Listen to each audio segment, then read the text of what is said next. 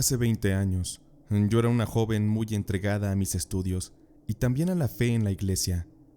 Yo tenía 19 años y recién había terminado la preparatoria. Por vocación propia le pedí a mis padres no entrar a la universidad, porque sentía dentro de mí que no tenía clara la visión de mi futuro y el cómo quería servir a la sociedad con alguna profesión. Para mí era difícil porque el voluntariado y el servicio a los más necesitados fue algo que siempre había deseado realizar. Visitar comunidades, ayudar a los más pobres, era algo que siempre me movía desde adentro. Por esa razón me uní a un programa social que impulsaba la iglesia de mi ciudad y consistía en pasar 6 meses en una comunidad de gente muy pobre, ayudándoles a darles clases de primaria, sobre todo para que los adultos que nunca tuvieron posibilidades aprendieran a leer y escribir, también a hacer operaciones básicas. Me costó mucho obtener el permiso de mis padres. Pensaban ellos que sería peligroso aventurarme a algo así, y sobre todo tan lejos.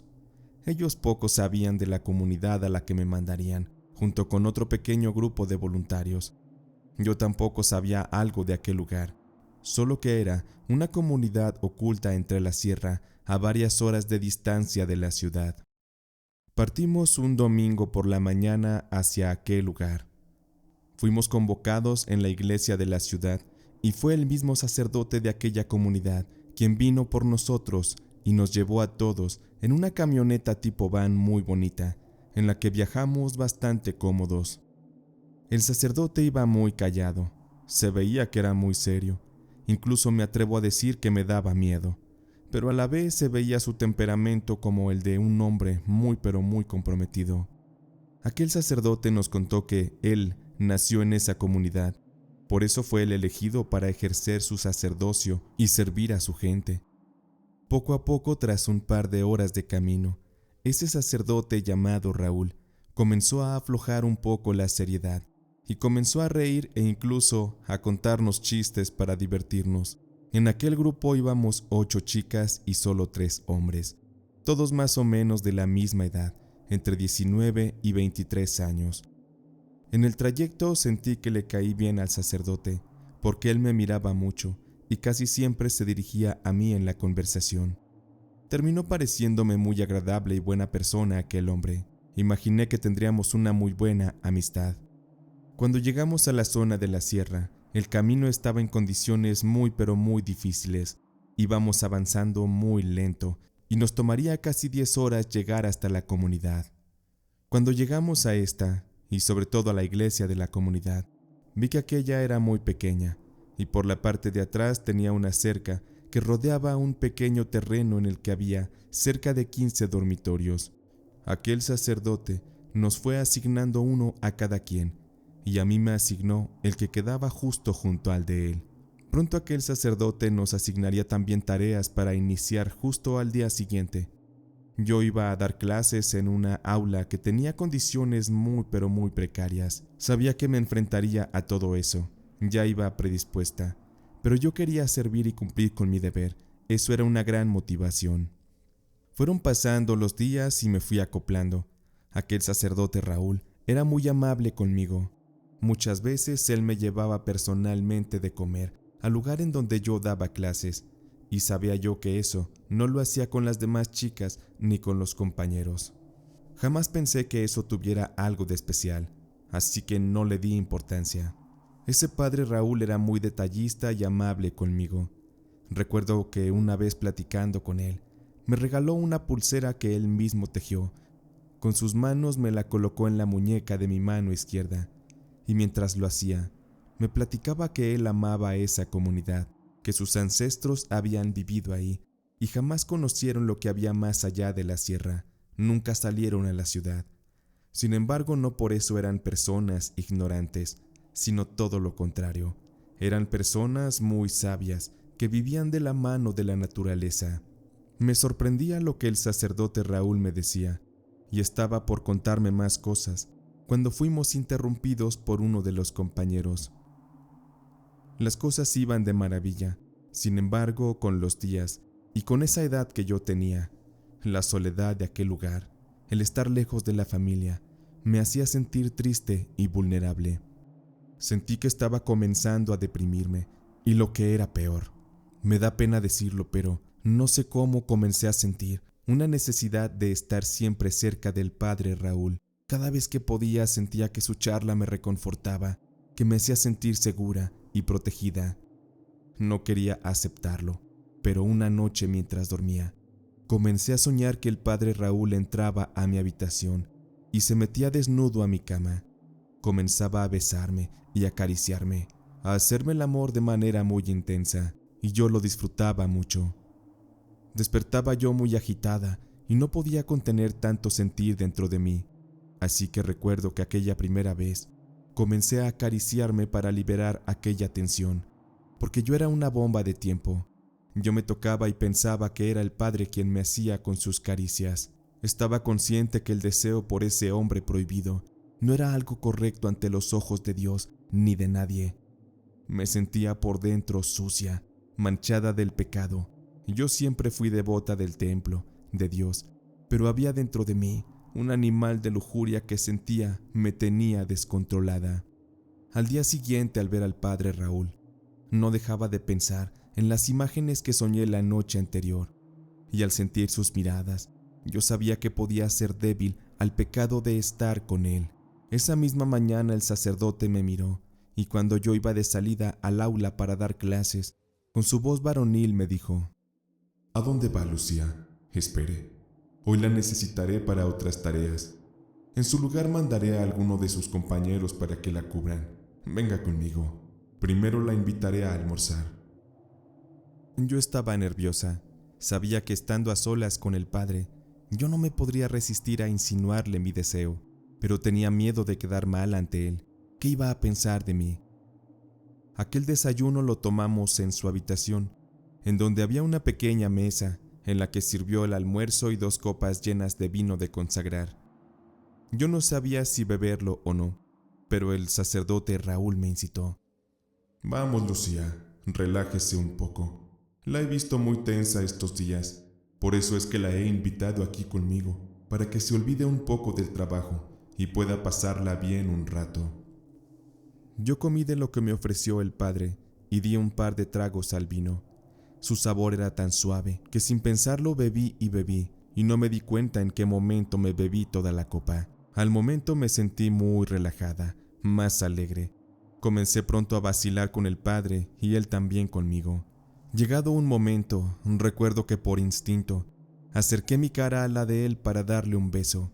Con aquello el padre me dijo: ¿Está segura de lo que quiere, Lucía? No le voy a negar, yo también la deseo. Sé que estamos haciendo un mal, pero también debo admitir que me gustas desde que te vi. Eso no lo puedo negar. Sé que soy un sacerdote, pero al final también soy un ser humano, con sentimientos, deseos y anhelos. Es muy difícil resistirme, más cuando ahora que te conozco, Lucía, siento que te deseo más que a nada en este mundo.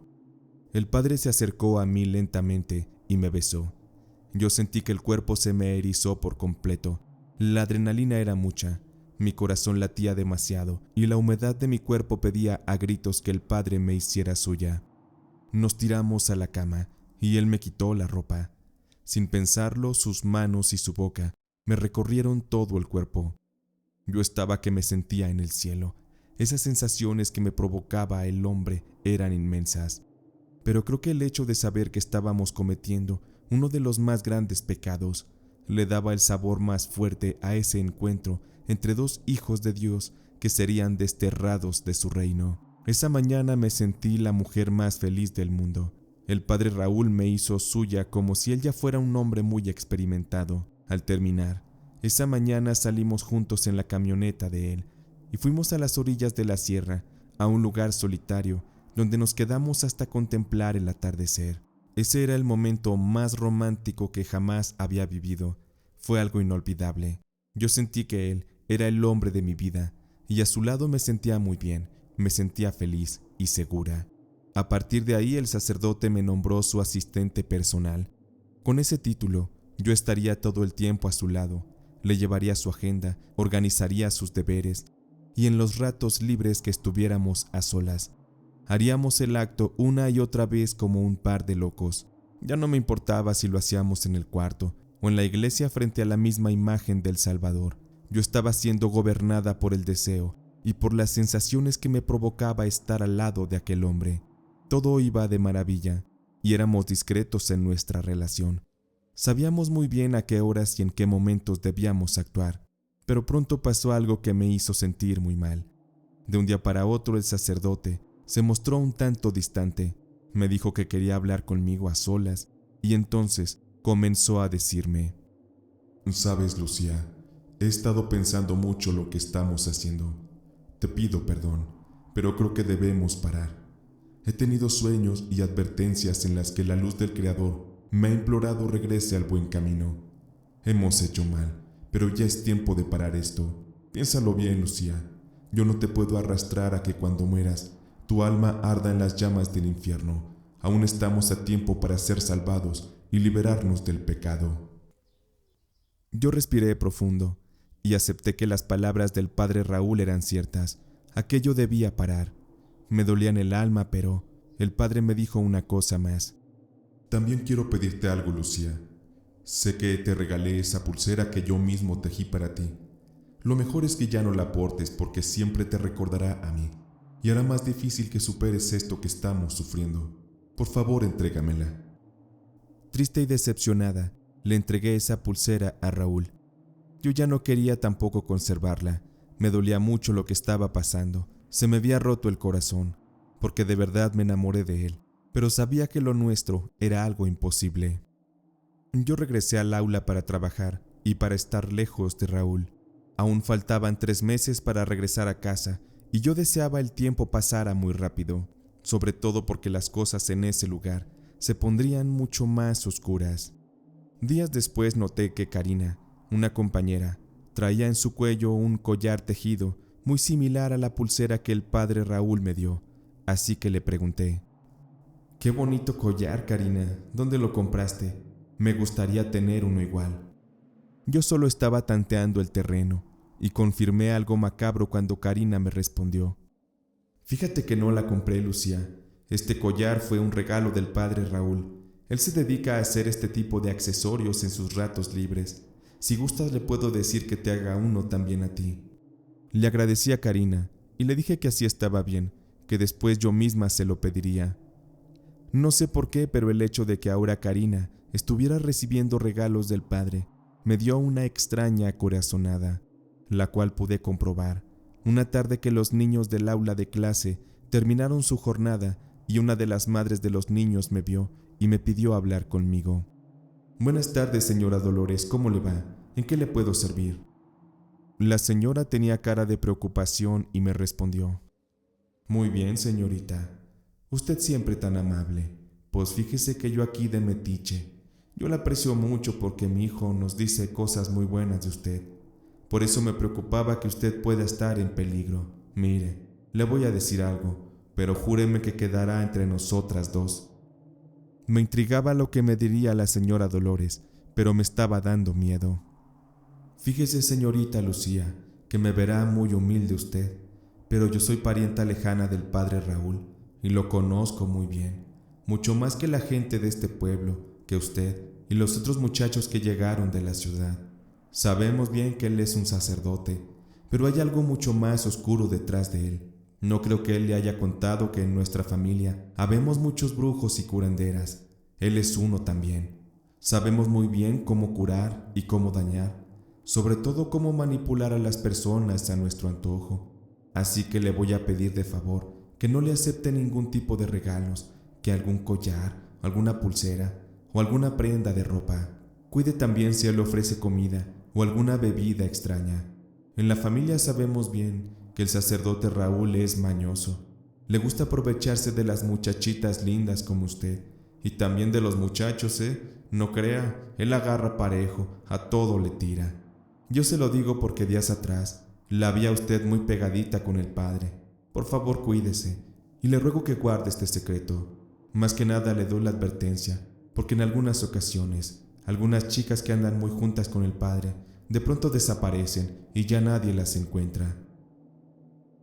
No podía creer lo que estaba escuchando. Ahora todo cobraba sentido. Seguramente el padre Raúl me hizo algún trabajo de brujería para que me enamorara de él y utilizó la pulsera que me regaló con ese fin. También los detalles de los almuerzos y las comidas que él me preparaba.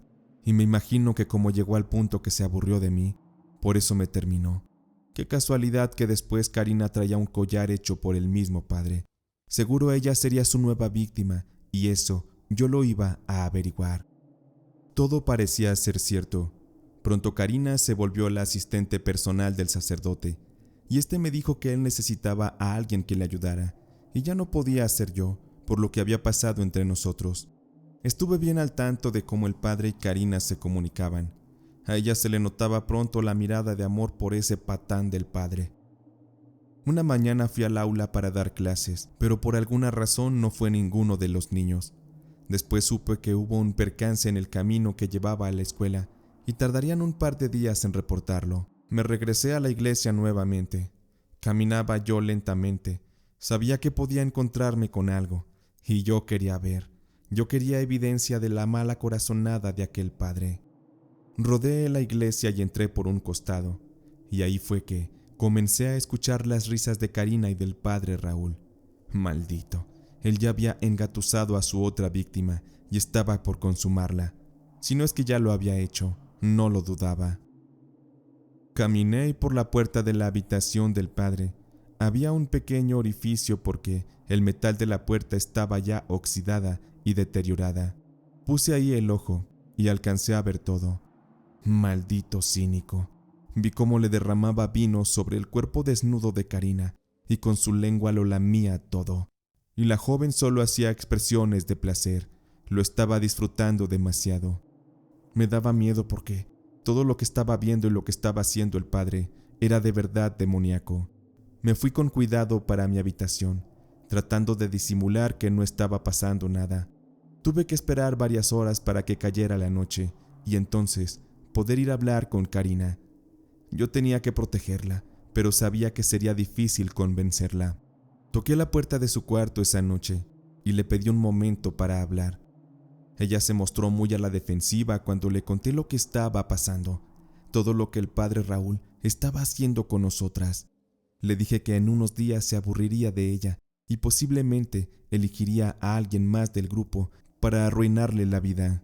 Karina estaba que no me creía ni una palabra. Yo le dije que buscaría la manera de salir de ese lugar y ya no regresaría. Quería advertirle a todas las chicas para que nos fuéramos lo más pronto posible.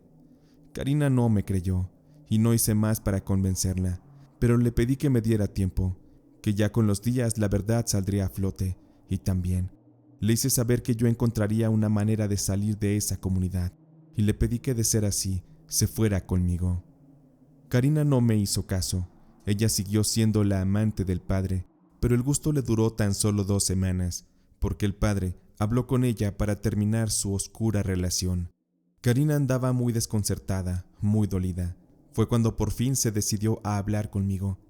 Ella estaba llorando y arrepentida de lo que había hecho, y me pidió que buscáramos cómo largarnos de ese pueblo.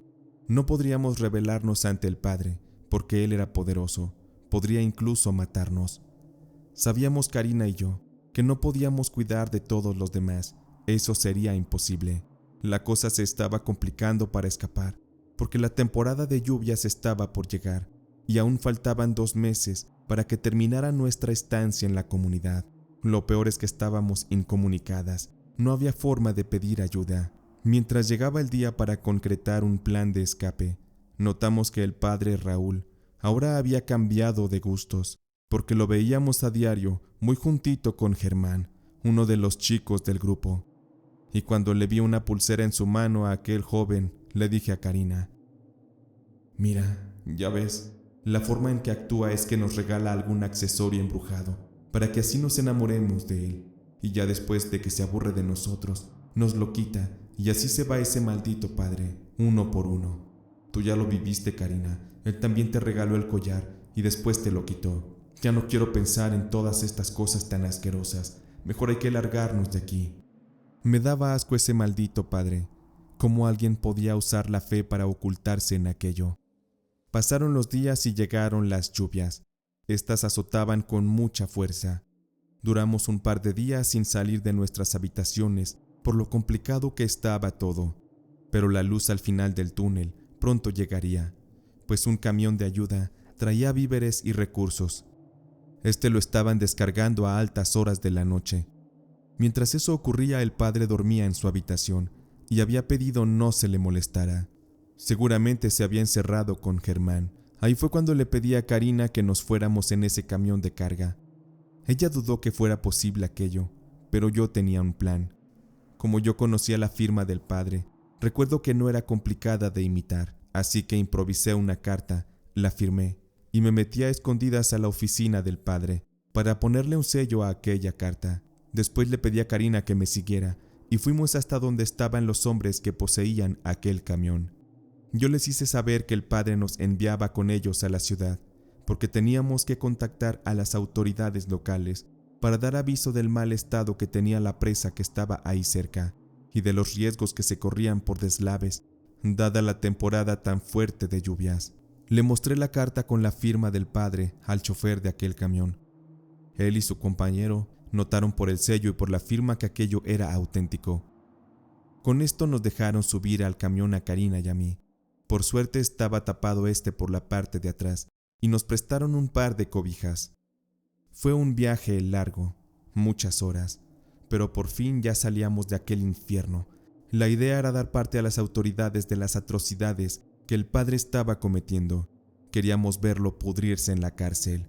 Anduvimos en el camión casi un día entero. Teníamos mucha hambre. Las cosas estaban complicadas.